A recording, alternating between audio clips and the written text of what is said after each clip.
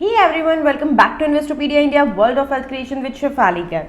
Guys अभी market में EV electrical vehicles का बहुत ज़्यादा बज़ है। यूट्यूब पूरा भरा हुआ है जो इस तरह के वीडियोस हैं जो ये कह रहे हैं कि इलेक्ट्रिक व्हीकल्स इंडिया में 2030 तक 100% इम्प्लीमेंटेशन होने वाला है। नितिन गडकरी जी ने ये कहा था और इसलिए 2030 तक सिर्फ इलेक्ट्रिक व्हीकल्स दिखेगी रोड्स पे। और इसकी वजह से कौन से स्टॉक्स को बेनिफिट होगा, कौन से स्टॉक्स मल्टी बैगर बनने वाले हैं, जिसके बेसिस पे आपको बहुत सारी रिकमेंडेशंस दी जा रही है। ऑलमोस्ट जितने भी ऑटो प्रोवाइडर्स, ऑटो मैन्युफैक्चरर्स हैं, उन सबको रिकमेंड किया जा रहा है और बहुत सारे बैटरी मैन्युफैक्चरर्स और बहुत सारे रिकमेंडेशंस मैंने यूट्यूब पे देखी है जो लोग दे रहे हैं। सो गाइज आज के वीडियो में हम बात करेंगे कि इसमें कितनी सच्चाई है। देखिए इलेक्ट्रिक व्हीकल ये फ्यूचर है, डेफिनेटली है, लेकिन ऐसा नहीं है कि ये एकदम नया टर्म है, अभी तक किसी ने सुना नहीं है। 2010 से गवर्नमेंट बार बार इनिशिएटिव्स लेके आ रही है इलेक्ट्रिक व्हीकल को टोटली इंडिया में लेके आने के लिए, और बार बार उन इनिशिएटिव्स को उन्हें ड्रॉप करना पड़ रहा है, चेंजेस कर देने पड़ रहे हैं, क्योंकि इलेक्ट्रिक व्हीकल का इम्प्लीमेंटेशन इतना इजी नहीं है। तो आज के वीडियो में हम बात करेंगे एग्जैक्टली क्या है ये इलेक्ट्रिक व्हीकल, क्या इसका फ्यूचर आउटलुक है इन रियलिटी, क्या चैलेंजेस है, क्या बेनिफिट्स है, and then at the end we would be discussing कि वाकई में ऐसे कौन से स्टॉक्स है जो इलेक्ट्रिक व्हीकल इम्प्लीमेंटेशन से बेनिफिट हो सकते हैं। So guys let's start with today's video. लेकिन उसके पहले प्लीज मेरी आप सबसे बहुत ज्यादा दिल से रिक्वेस्ट है कि अगर आपको मेरी वीडियोस अच्छे लग रहे हैं और आपने चैनल सब्सक्राइब नहीं किया है तो प्लीज नीचे subscribe and bell button press करके मेरा चैनल सब्सक्राइब कीजिए। वीडियो आपको अच्छी लगे तो इसे लाइक कीजिए, शेयर कीजिए, और अगर आप चाहते हैं कि ये जो day to day in depth research हम लोग करते हैं, मैं और मेरी टीम जो डे इन डे आउट आपके लिए मेहनत कर रहे हैं, अगर उस रिसर्च का एक्चुअली बेनिफिट लेना चाहते हैं कस्टमाइज्ड लेवल पे, तो डेफिनेटली आपको स्क्रीन पर है इनमें से कोई एक प्लान लेना चाहिए। PMS for long term portfolio creation, for secondary income generation, LMS, SCLMS, और नहीं तो भी जो आपको बहुत अच्छे मल्टीफोल्ड रिटर्न्स की इच्छा है उसके लिए multi bagger plan definitely you can give a try. So guys now let's start with today's video. Electric vehicle क्या है, सबसे पहले हम इस बारे में बात करेंगे। इलेक्ट्रिक व्हीकल एक ऐसा व्हीकल है जो नॉर्मल, जो ट्रेडिशनल कंबशन इंजन होता था उसको एक बैटरी रिप्लेस कर दे रही है और उस बैटरी के बेसिस पे वो कार चलेगी। सो इससे जो non renewable source of energy है लाइक फ्यूल, पेट्रोल, डीजल, इसका यूजेज खत्म हो जाएगा। तो इसके जलने से जो पॉल्यूशन होता था वो भी नहीं होगा। आपने चार्ल्स डार्विन की थियोरी सुनी होगी, सर्वाइवल ऑफ द फिटेस्ट। तो ह्यूमन बीइंग एक ऐसी रेस है जो सबसे ज्यादा सर्वाइव कर पाई, इवॉल्व होती गई, क्योंकि ह्यूमन बींग्स के अंदर ये टेंडेंसी है कि जो रिक्वायरमेंट होती है उस हिसाब से वो नए नए इनोवेशंस करते हैं और अपने आप को अडेप्ट करते चले जाते हैं। तो हम स्कूलिंग के टाइम से मैं ये पढ़ रही थी, आप लोग भी सुन रहे होंगे कि non renewable sources of energy deplete हो रही है, एक टाइम आएगा जब पेट्रोल नहीं रहेगा, कार्स चल नहीं पाएगी। हम स्कूल टाइम पे सुनते थे, पढ़ते थे, बहुत ज़्यादा पोल्यूशन हो रहा है, ओजोन डिप्लीट हो रही है, स्मोक हो रहा है, ये हो रहा है, वो हो रहा है। तो डेफिनेटली ह्यूमन बींग्स रिसर्च करते जाते हैं और सोल्यूशन लेके आते हैं। तो ये इलेक्ट्रिक व्हीकल इन सारी प्रॉब्लम्स का सोल्यूशन है, क्योंकि इससे डेफिनेटली पोल्यूशन कंट्रोल होगा, एमिशन जो होता है फ्यूल्स के जलने से वो नहीं होगा, जिसकी वजह से स्मोक नहीं बनेगा। स्मोक प्लस फॉग का जो कॉम्बिनेशन होता है उसे स्मोक कहा जाता है। जब ये पोल्यूशन और स्मोक कंट्रोल होगा तो इससे ग्लोबल वार्मिंग और इस तरह के इश्यूज कंट्रोल होंगे। और अगर ये electric vehicle solar energy, wind energy, इनसे चार्ज होगी ये बैटरीज, तो वो और ज़्यादा पोल्यूशन कंट्रोल करेंगी। तो ये इसका फ्यूचर प्रोस्पेक्ट है, जिसकी वजह से ये एक बहुत अच्छा इनिशिएटिव है। और जिस तरह से कॉर्पोरेट्स को सीएसआर पे फोकस करना होता है, कॉर्पोरेट सोशल रिस्पॉन्सिबिलिटी, गवर्नमेंट्स को भी इस तरह के ग्रीन इनिशिएटिव्स पे फोकस करना होता है। यही रीज़न है कि गवर्नमेंट बार बार इंसेंटिवाइज कर रही है कि लोग इलेक्ट्रिक व्हीकल्स खरीदे, उन्हें टैक्स रिबेट मिलेगा जो लोग इलेक्ट्रिक व्हीकल लेंगे, और इस तरह के बहुत सारे, हम अभी डिटेल में डिस्कस करेंगे, बहुत सारे इनिशिएटिव्स गवर्नमेंट लेके आई। लेकिन 2010 से अभी तक इनमें से कई सारे इनिशिएटिव्स विड्रॉ भी कर लिए गए। क्यों? क्योंकि देखिए, जो ये इलेक्ट्रिक व्हीकल का कंसेप्ट है ये बहुत अच्छा है, लेकिन अभी बहुत ही नेसेंट स्टेज में है।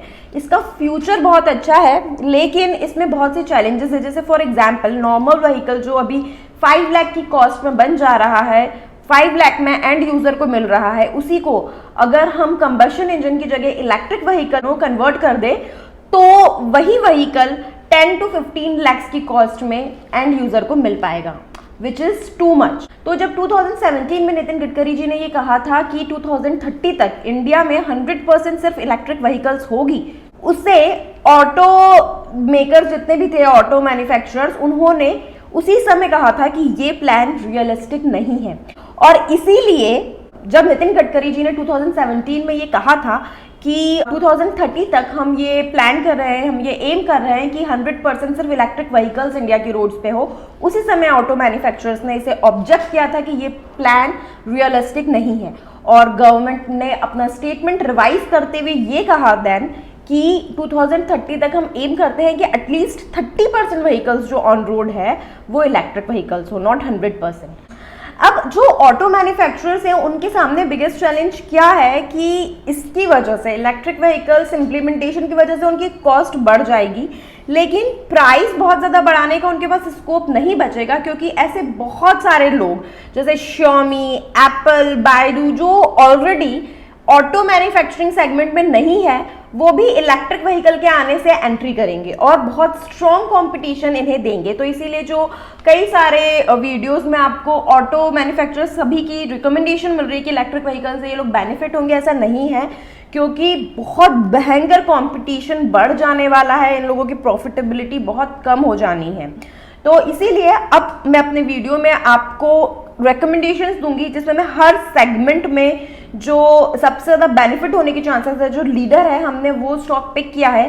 उसके पहले हम एक बार देख लेते हैं कि गवर्नमेंट इनिशिएटिव्स का क्या रहा। 2010 में सबसे पहले इंसेंटिवाइज किया गया था इलेक्ट्रिक व्हीकल को, जो कि मार्च 12 में विड्रॉ कर लिया गवर्नमेंट ने। उसके बाद 2013 में NEMMP लॉन्च किया गया, national electric mobility mission plan, लेकिन ये प्लान सिर्फ पेपर्स पे रहा और इसका इम्प्लीमेंटेशन नहीं हो पाया। उसके बाद यूनियन बजट 2015-16 में finance minister mister Arun Jaitley ने यह अनाउंस किया कि बहुत ही जल्द इलेक्ट्रिक व्हीकल्स का अडॉप्शन किया जाए, मतलब faster adoption and manufacturing of electric vehicles, जिसमें इनिशियली 75 करोड़ रुपीस का बजट आउटले किया गया। ये स्कीम अनाउंस की गई थी कि इंसेंटिव्स दिए जाएंगे क्लीन फ्यूल टेक्नोलॉजी कार्स के लिए, ताकि इसकी जो सेल्स है वो 2020 तक बहुत ज़्यादा बढ़े। In February 2019, Union Cabinet cleared 10,000 crore program under FAME 2 scheme. ये स्कीम 1 अप्रैल 2019 से इफेक्टिव है और इसमें अगर आप इलेक्ट्रिक व्हीकल लेते हैं तो आपको टैक्स रिबेट भी मिलेगा, इंसेंटिव्स भी दिए जा रहे हैं।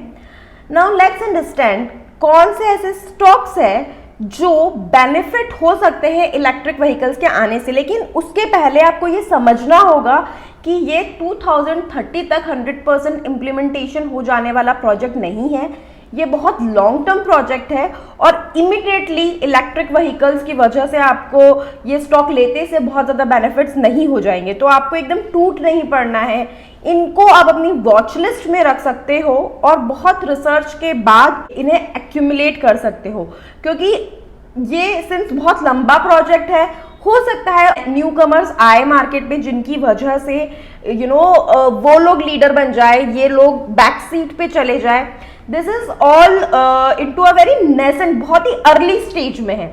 तो ये क्लेम करना कि 2030 तक ये मल्टी बैगर्स बन जाएंगे, this would be a wrong statement, but yes these are good investment options as of now. आज की स्थिति में जो मैं देख रही हूँ मार्केट को, उस हिसाब से ये एक अच्छा इन्वेस्टमेंट ऑप्शन लगता है। सो फर्स्ट स्टॉक जो हम लेंगे वो है केमिकल, लगता है बैटरी के अंदर, वो केमिकल प्रोवाइड करने वाला स्टॉक हिमाद्री। ये कंपनी जो है ये 1987 से है और इसका हेडक्वार्टर इंडिया में है। So Himadri speciality chemical is one of the leaders in the sector and this might really benefit because इसका बहुत अच्छा होल्ड है बैटरी मैन्युफैक्चरर्स के बीच में। सेकेंड कंपनी जो हम बात करेंगे जो बैटरी अपने आप में बनाती है और प्रोवाइड करती है, Exide industries. Exide industries again ऐसा नहीं है कि सिर्फ एक्साइड इंडस्ट्री ऑप्शन अवेलेबल है, अमर राजा और बहुत सारे ऑप्शंस है, but Exide industries itself is a market leader. और क्योंकि एक्साइड इंडस्ट्री का अभी जो एग्जिस्टिंग मार्केट बेस है, जो कस्टमर सेगमेंट है, वो बहुत अच्छा है, तो इन्हें ये अगर मिल जाता है इलेक्ट्रिक व्हीकल्स का पूरा सेगमेंट, तो ये बहुत ज़्यादा बेनिफिट होंगे। अदरवाइज भी कंपनी में बहुत पोटेंशियल है। थर्ड कंपनी जो हम बात कर रहे हैं वो है CG power. CG power and industrial solutions limited, पहले कहा जाता था क्रॉम्पटन ग्रीव्स लिमिटेड। ये एक इंडियन मल्टीनेशनल कंपनी है जो power generation, transmission and distribution में काम करती है, और ये मुरुगप्पा ग्रुप का पार्ट है। वेरी स्ट्रॉन्ग कंपनी एंड इससे बेनिफिट होने के बहुत ज़्यादा चांसेस है। इसके बाद हम बात करेंगे ऑटो एंसिलरी। ऑटो एंसिलरी जो आज भी प्रोवाइड करने में मार्केट लीडर है, और उस टाइम पे भी ऑटो एंसिलरी तो रिक्वायर्ड होंगे ही इलेक्ट्रिक व्हीकल्स में। तो Motherson Sumi is again the market leader in the category and this I believe would be in beneficial position. Coming to the fifth pick, this is a company जिसका अभी थोड़े दिन पहले IPO आया था, MTAR। MTAR मार्केट लीडर है assembling करने में, इंजीनियरिंग करने में। तो जब सारे parts, auto ancillary parts, battery, ये सारी चीज़ें आ जाएगी, कार को इवेंचुअली असेंबल करके जो एंड यूज़र के लिए जो उसको फॉर्म दिया जाना है, उसमें MTAR has a specialization. So that's why I believe MTAR might also get benefited, क्योंकि ये जितनी भी कंपनीज मैं आपको बता रही हूँ इनका ग्लोबल प्रेजेंस है, not only in India but they do have a global presence. इसके बाद हम बात करते हैं कार मैन्युफैक्चरर्स में। कार मैन्युफैक्चरर्स में I would be suggesting you Tata Motors. Maruti Suzuki क्यों नहीं मैं सजेस्ट कर रही, या महिंद्रा एंड महिंद्रा जो सबसे पहले इलेक्ट्रिक व्हीकल लेके आया था उसे मैं क्यों नहीं सजेस्ट कर रही, क्योंकि जैसा मैंने आपको बताया कि जब इलेक्ट्रिक व्हीकल सेगमेंट बहुत ज़्यादा बढ़ जाएगा उस टाइम पे कंपटीशन बहुत बढ़ जाएगा। Xiaomi, एप्पल, इस तरह की बहुत सारी कंपनीज होगी जो ऑलरेडी ऑटो सेक्टर में नहीं है लेकिन इसमें एंट्री करेगी। जब बहुत सारी कंपनीज इसमें एंट्री कर लेगी तो प्राइस वॉर होगा, यानी कि हर कोई कम से कम रेट में प्रोडक्ट अवेलेबल करवाना चाहेगा बेस्ट क्वालिटी का। तो टाटा उस टाइम पे एक एडवांटेजियस पोजीशन में होगा, क्योंकि टाटा केमिकल से उन्हें बैटरी में लगने वाला जो केमिकल है वो भी खुद ही के पास से मिल जाएगा।